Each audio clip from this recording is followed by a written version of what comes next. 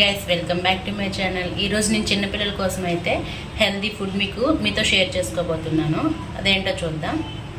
దానికోసం కావాల్సినవి అయితే క్యారెట్, రైస్, పెసరపప్పు, కందిపప్పు, గ్రీన్ పీస్, జీరా, పొటాటో, ఇంకా ఏ వెజిటేబుల్స్ అయినా వేసుకోవచ్చు.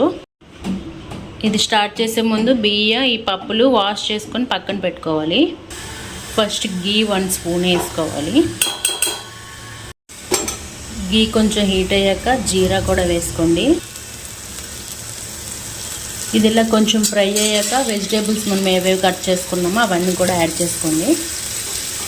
వెజిటేబుల్స్ అంటే ఇప్పుడు బీట్రూట్ కూడా ఇందులో యాడ్ చేసుకోవచ్చు. ఏదైనా లీఫీ వెజిటేబుల్స్ కూడా వేసుకోవచ్చు. తోటకూరని, పాలకూరని, ఏదైనా సరే.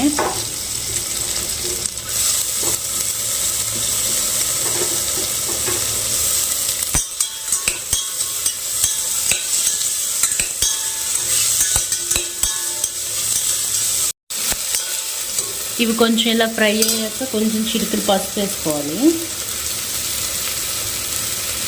కారం కూడా వేస్తే వాళ్ళకి అలవాటు అవుతుంది. కారం కొంచెం తక్కువ వేసుకోండి.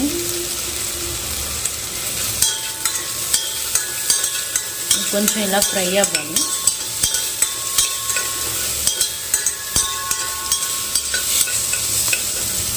నార్మల్గా అయితే ఆకుకూరలు ఏం తినరు కాబట్టి ఇందులో యాడ్ చేసుకుంటే కొంచెం అలా పేస్ట్లా అయిపోతుంది కాబట్టి పర్లేదు.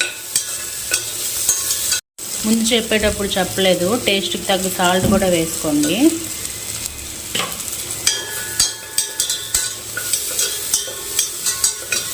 ఇవన్నీ ఇలా కొంచెం బాగా ఫ్రై అయ్యాక ముందు వాష్ చేసుకున్నాం కదా బియ్యం పప్పులు,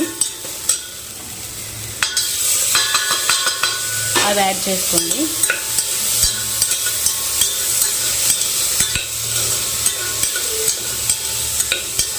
ఇదంతా ఫ్రై అయ్యాక ఒక 3 కప్స్ వాటర్ వేసుకొని ఒక 4-5 విజిల్స్ పెట్టుకోవడమే.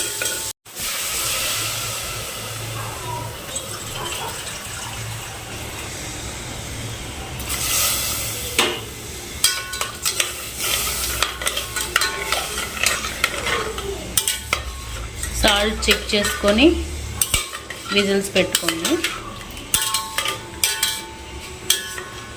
ఇది మరి అంటే అన్నప్రాసనం చేస్తారు కదా, తర్వాత అయితే స్టార్ట్ చేసుకోవచ్చు. మరి మంత్స్ బేబీ అయితే కొంచెం సాఫ్ట్గా కుక్ చేసుకోండి, కొంచెం లూజ్గాను. 1 ఇయర్ అలా అయిపోతే కొంచెం టైట్గా ఉన్నా పర్లేదు. టైట్గా ఉంటే వాళ్ళు నములుతారు కదా, దాన్ని బట్టి మాటలు రావడానికి కొంచెం ఛాన్సెస్ ఉంది చూయింగ్ వల్ల. ఇదిగోండి ఇలా కుక్ అవ్వాలి. ఇలా వాటర్లో ఉంటే కాసేపు ఇలా పెట్టుకుంటే అది మొత్తం దగ్గర అయిపోతుంది.